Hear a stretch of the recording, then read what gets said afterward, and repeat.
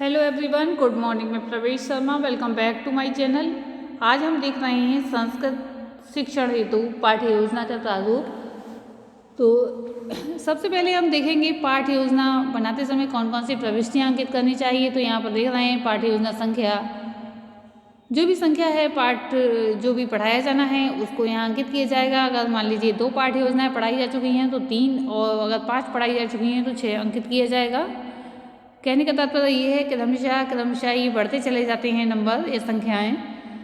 दिनांक जो भी दिन जिस दिन पढ़ानी है उसी दिन की डेट डाली जाएगी, अंकित की जाएगी। विषय संस्कृत है, उपविषय गद्य है, क्योंकि उपविषय के अंतर्गत गद्य पद और व्याकरण आते हैं। विशेष रूप से किसी भी भाषा में कक्षा 7th के लिए पाठ्य योजना तैयार की गई है। वर्ग आ, कालांश आ, अवधि 30 मिनट।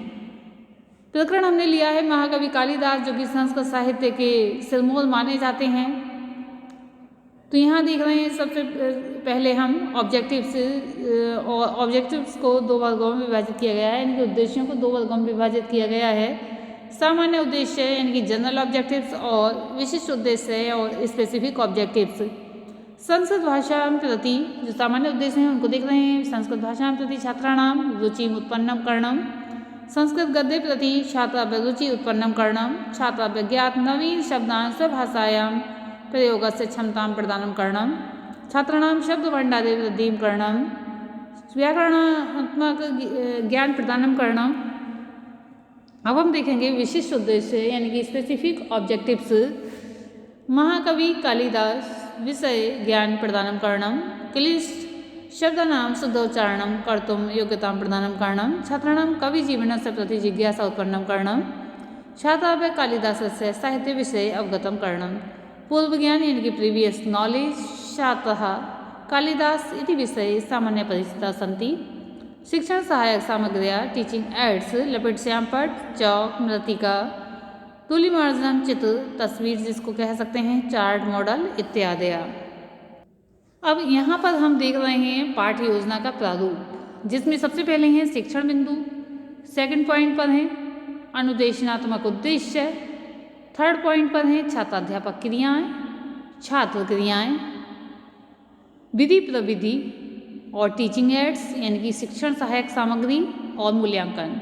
यानी कि सबसे पहला पॉइंट है teaching point, instructional objectives, public teacher activities, students activities, method, technique और टीचिंग एड्स, इवैल्यूएशन। तो ये इसके जो 6 कॉलम बनाए गए हैं। तो सबसे पहले आता है हमारा शिक्षण बिंदु प्रस्तावना, जो कि पूर्व ज्ञान प्रत्यास्मरण कराना जिसका उद्देश्य रहता है। इसमें कुछ प्रश्न हैं, यहाँ हम देख रहे हैं प्रश्न सामान्य से लिए जाते हैं प्रस्तावना में, जिससे कि बालक अपने प्रकरण पर पहुंच जाएं और पाठ प्रारंभ कर दिया जाए। तो यहाँ जो प्रश्न है वे इस प्रकार से हैं। गोस्वामी तुलसीदासस्य प्रसिद्ध कृति का अस्ति, रामचरितमानस गोस्वामी तुलसीदासस्य प्रसिद्ध कृति अस्ति, रामचरितमानस का अस्ति, रामचरितमानस महाकाव्य अस्ति। काव्यकार का कथयते, काव्यकार कवि कथयते, महाकवि कालिदास विषय यूयम किम जानत। स्पष्ट उत्तर मिलेगा और समस्यात्मक प्रश्न बन जाएगा ये। इस तत्पश्चात जो छात्राध्यापक है वह उद्देश्य कथन करेगा। नवीन ज्ञान प्रत्यास्मरण करने के साथ साथ नवीन ज्ञान प्रस्तुतिकरण किया जाएगा।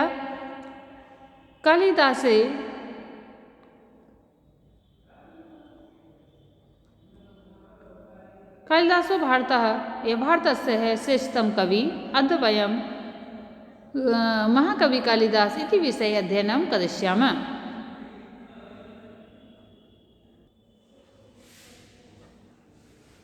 तो यहाँ पर देख रहे हैं हम प्रथम अनुवृत्ति आदर्श वाचन, जो कि अध्यापक करते हैं। नवीन ज्ञान प्रस्तुतिकरण किया जाता है। इसमें देखेंगे कालिदासो भारतस्य श्रेष्ठतम कवि, साना केवलम भारतस्य प्रत्युत विश्वस्य श्रेष्ठतम कवि, अतएव सा कविकुल गुरुः रीतिः कथयते।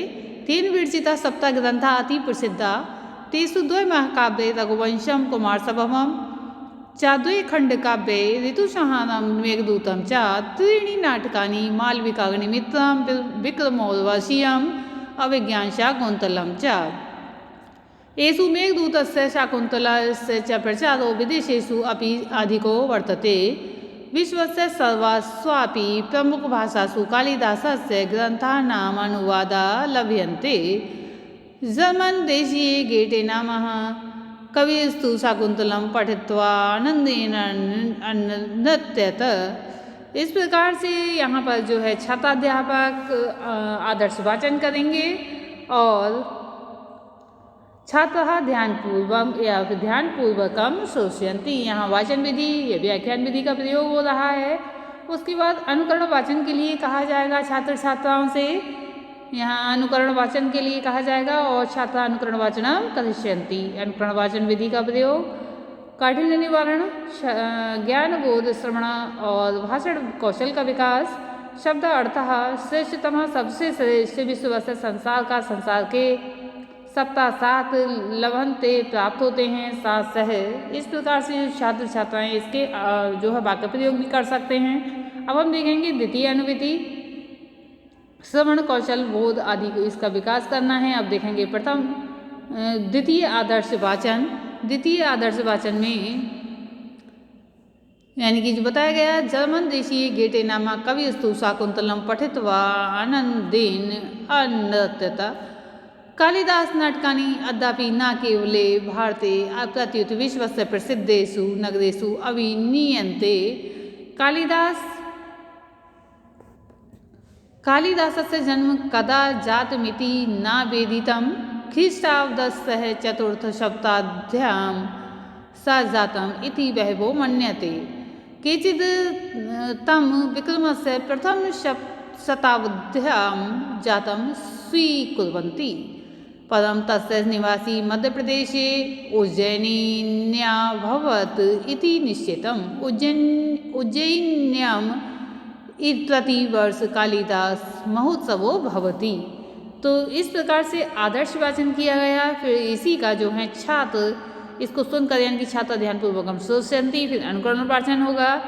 छात्राध्यापिका छात्रान् अनुकरण वाचनम दास्यति, छात्रा अनुकरण वाचनम करिष्यन्ति। इन्हीं का जो अभी बताया गया था। बोधात्मक प्रश्न बोध पर आधारित होते हैं ये। कालिदास का कथ्यते, कालिदास कविकुलगुरु इति कथ्यते। तेन विरचिता सप्त ग्रन्था कानि नामानि सन्ति, तेषु द्वयमहाकाव्ये रघुवंशं कुमारसम्भवं च, द्विखण्डकाव्ये ऋतुसंहारं मेघदूतं च, त्रीणि नाटकानि मालविकाग्निमित्रं विक्रमोर्वशीयम् अभिज्ञानशाकुन्तलं च।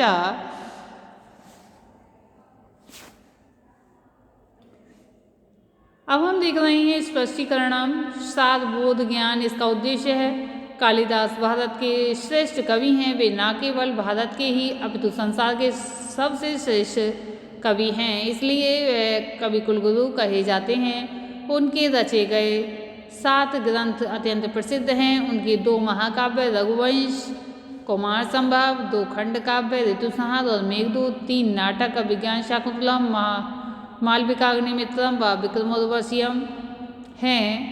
इसमें मेघदूत तथा अभिज्ञान शाकुंतलम विदेशों में भी जो है अभिज्ञान शाकुंतलम और मेघदूत का विदेशों में भी प्रचार है, यानी कि वे प्रसिद्ध हैं। वहाँ पर भी ज़्यादा कालिदास के जन्म के और जाति के विषय में जानकारी नहीं है, फिर भी 4वीं शताब्दी इनके जन्म की मानी जाती है और विक्रम की प्रथम शताब्दी को भी इनका जन्म स्वीकार किया जाता है। कालिदास की उपमा बहुत प्रसिद्ध है, इसीलिए इनको उपमा कालिदास कहा जाता है आदि। इसमें वर्णन कितना भी किया जा सकता है, जैसा छात्रों को बताया जाए। अब हम देखेंगे सौंदर्यात्मक प्रश्न। भाषा ज्ञान सौंदर्यात्मक विकास करना इसका उद्देश्य है। भाषासु इति शब्दे का विभक्ति सप्तमी विभक्ति अस्ति। अभिनीयन्ते इति शब्दे का वचन अस्ति। अभिनीयन्ते इति शब्द बहुवचन अस्ति। मालविकाग्निमित्रम का विधा अस्ति। मालविकाग्निमित्रम नाटक विधा अस्ति। यह प्रश्नोत्तर विधि का प्रयोग किया जा रहा है। अभी प्रदर्शन विधि का विज्ञान शाकुंतलम की पुस्तक दिखा दी कि उनके द्वारा रचित है। इसके बाद हम देखेंगे श्यामपट्ट निरीक्षण कार्य। लेखन कौशल का विकास करना इसका उद्देश्य है। छात्राध्यापक का छात्रांश श्यामपट्ट सारांश करिष्यति। छात्रान् स्वाभ्यास पुस्तिकां लेखे व्यादिश्यति निरीक्षणस्य च करिष्यति। छात्राः स्वाभ्यास पुस्तिकां श्यामपट्ट सारांश लिखिष्यन्ति पूर्वदिवसस्य कार्यं निरीक्षितं करिष्यन्ति च। यहाँ पर श्यामपट्ट का कार्य हम देख रहे हैं। यहाँ पर जो प्रविष्टियाँ हैं समस्त अंकित की गई हैं। उसके बाद प्रकरण पड़ा हुआ है, शब्दार्थ हैं और जो सार है विशेष रूप से जो समझाया गया है वह भी श्यामपट्ट पर अंकित किया गया है। इसके बाद हम देखते हैं गृह कार्य बोध लेखन कौशल। इसका उद्देश्य है अध्यापिका छात्रान् गृह कार्यं दास्यति छात्रा गृह कार्यं स्वाभ्यास पुस्तिकां लिखिष्यन्ति। यहाँ पर गृह कार्य के बारे में बताना चाहूँगी कि विशेष रूप से सारांश देना अनिवार्य रहता है। अगर हमने पूरा पाठ पढ़ा दिया है तो हम कह सकते हैं कालिदास नामक पाठ का सार अपने शब्दों में लिखिए, जिससे क्या है स्वलेखन क्षमता का विकास होता है और छात्र स्वतः ही अध्ययन करने की कोशिश करते हैं। अगर हम छोटा सा कोई प्रश्न दे देते हैं तो सिर्फ उतना ही लिखते हैं और अधिक पढ़ने की कोशिश नहीं करते हैं। तो इस प्रकार से हमें बालकों के लिए जो है देना चाहिए, यही देना चाहिए कि कालिदास नामक पाठ के विषय में संक्षेप में लिखिए या फिर उसका सार कालिदास नामक पाठ का सारांश अपने शब्दों में लिखिए।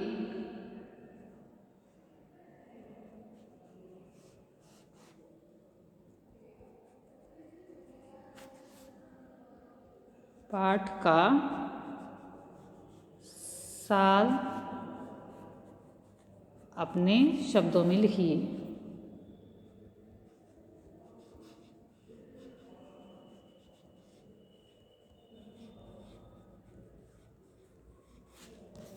इस प्रकार से कुछ भी प्रश्न दिया जा सकता है। अब हमने आज की इस वीडियो में देखा पाठ्य योजना, जो कि संस्कृत गद्य की पाठ्य योजना थी। सबसे पहले हमने समस्त प्रविष्टियाँ अंकित की, उसके बाद प्रकरण अंकित किया, तत्पश्चात उद्देश्य 2 वर्गों में विभाजित थे, सामान्य उद्देश्य और विशिष्ट उद्देश्य।